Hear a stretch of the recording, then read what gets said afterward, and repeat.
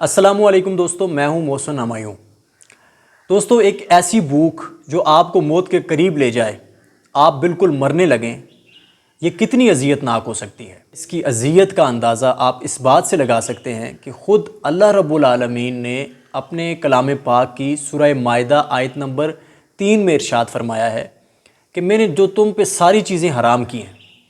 جو چیزیں تم پہ حرام ہیں، ان ساری چیزوں میں سے تمہارے سامنے کوئی چیز اگر ہو اور تم بھوک کی وجہ سے مرنے کے قریب ہو جاؤ تو تم اسے کھا سکتے ہو، اس حد تک کہ تمہاری جان بچ جائے۔ یعنی اللہ نے بھی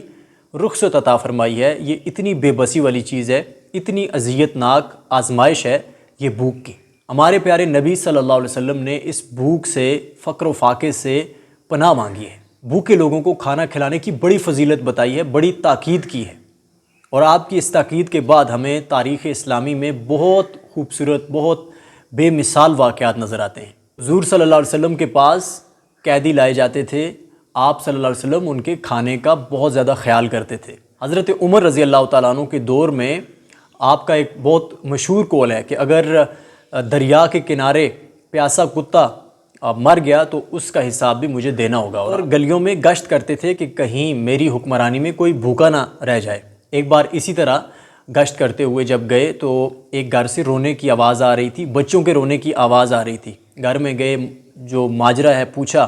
تو پتہ چلا کہ بچے جو ہیں وہ بھوکے ہیں اور ان کے کھانے کے لیے کچھ نہیں ہے، اور ان کی جو ماں ہے اس نے بچوں کو بہلانے کے لیے جو ہے وہ ہانڈی میں پتھر رکھے ہوئے ہیں آگ پہ۔ تو یہ دیکھ کر رونے لگے اور اپنے کندھے پہ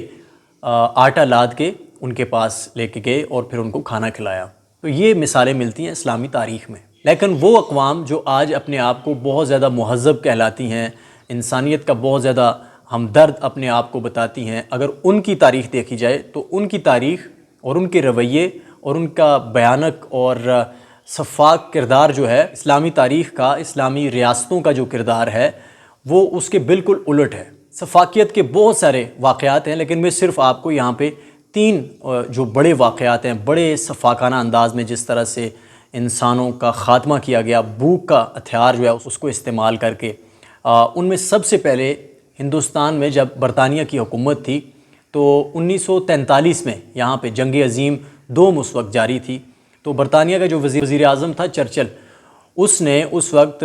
جو گندم تھی اس کو ہندوستان میں آنے کی بجائے اس نے یورپی جو محاذ تھا وہاں پہ بھجوا دیا، جس کے نتیجے میں کہا جاتا ہے کہ بنگال میں اس وقت اتنا قحط پڑا، بھوک کی وجہ سے اتنے لوگ مرے کہ ان کی جو تعداد ہے کم و بیش وہ 20 لاکھ سے 30 لاکھ کے درمیان بتائی جاتی ہے۔ اتنی بڑی تعداد میں اس نے لوگوں کو، ہندوستان کے لوگوں کو، بنگال کے لوگوں کو مار دیا۔ اور سوویت یونین، روس، جو آج دنیا کی دوسری بڑی عالمی طاقت ہے، اس کا رہنما تھا اسٹالن۔ اس نے 1929 میں یوکرین میں زبردستی لوگوں سے، کسانوں سے ان کی زمینیں چھین لیں اور ان کو سرکاری تحویل میں لے کے ان کو کہا کہ تم نے یہاں پہ کام کرنا ہے، اور پھر ان سے زبردستی سارا غلہ چھینا گیا اور ان کے جو دیہات تھے ان کو خوراک بند کی گئی۔ اس طرح سے کہا جاتا ہے کہ وہاں پہ لاکھوں کی تعداد میں لوگ بھوک کی وجہ سے مر گئے۔ دوستو، ایک سزا تو آخرت میں ہے جو ظالم لوگوں کو ملنی ہے، لیکن دنیا میں بھی اللہ تعالیٰ بعض لوگوں کو سزا دے دیتے ہیں، اور اسی دنیا میں عدلے کا بدلہ ہو جاتا ہے۔ روس جس نے ظلم کیا یوکرین میں، وہاں پہ لاکھوں لوگوں کو بے دردی کے ساتھ بھوک کی وجہ سے مار دیا، تو وہی روسی افواج جب جرمن افواج کے زیر تسلط آئیں، ان کی قید میں آ گئیں، تو لاکھوں روسی جو فوج کے قیدی تھے، جرمنوں نے ان کے ساتھ یہ کیا کہ ہٹلر اور ان کے آفیسرز نے کہ انہیں قید خانوں میں بند کر دیا اور ان کی خوراک بند کر دی۔ اس کے نتیجے میں لاکھوں کی تعداد میں وہ روسی جو قیدی تھے وہ بھوک کی وجہ سے مر گئے۔ جنہوں نے مارا تھا یوکرین کے لوگوں کو، وہ خود جو ہے وہ جرمن کے ہاتھوں مر گئے۔ اور پھر اس کا بھی آگے انجام ہوا۔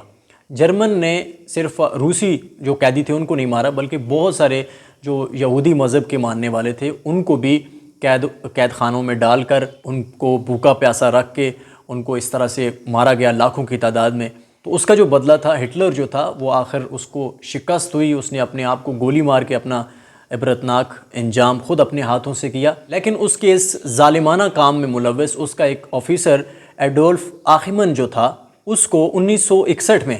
اسرائیل کی خفیہ ایجنسی موساد نے اس کو گرفتار کیا ارجنٹائن سے اور وہاں سے اس کو لے کر اسرائیل میں لے کے آئے، اور پھر اس پہ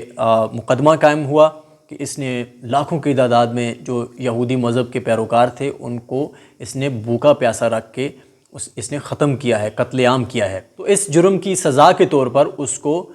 اسرائیل میں پھانسی کی سزا دی گئی، اور پھر اس کو پھانسی دے کر جلا دیا گیا اور اس کی راکھ کو سمندر میں بہا دیا گیا۔ تو دوستو، بھوک کے ذریعے انسانوں کو مارنے کا جو مکروہ فعل ہے، ظالمانہ سفاکیت والا فعل ہے، جو چرچل سے شروع ہوا تھا، جس نے ہندوستانیوں کا قتل عام کیا تھا،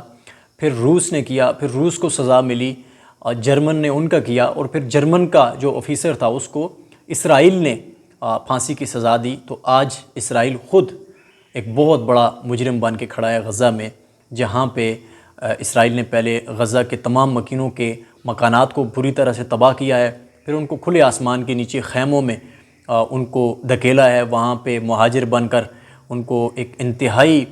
تنگ دستی کے عالم میں زندگی گزارنے پہ مجبور کیا ہے۔ 60,000 کے قریب لوگوں کو شہید کیا ہے، بڑی تعداد میں عورتوں اور بچوں کو شہید کیا ہے، اور اب جو اس کا آخری ہتھیار ہے وہ بھوک کا ہتھیار استعمال کر رہا ہے، اور غزہ کی چاروں اطراف سے اس نے ناکہ بندی کی ہوئی ہے، اور ان تک امداد پہنچنے سے